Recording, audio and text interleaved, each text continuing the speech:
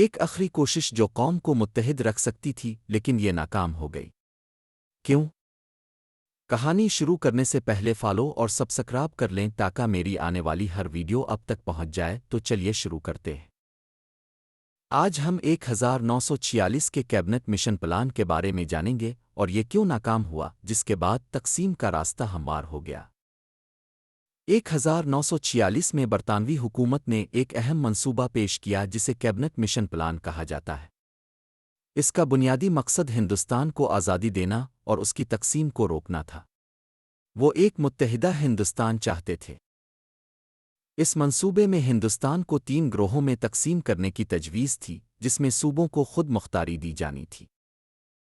لیکن کانگریس اور مسلم لیگ دونوں نے اس کے کچھ پہلوؤں پر شدید مخالفت کی۔ ان کی آپسی اختلافات کی وجہ سے یہ منصوبہ منظور نہ ہو سکا۔ کیبنٹ مشن پلان کی یہ ناکامی ہندوستان کی تقسیم کو تقریباً ناممکن بنا گئی۔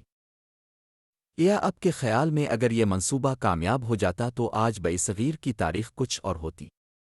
اپنی رائے کمنٹس میں ضرور بتائیں۔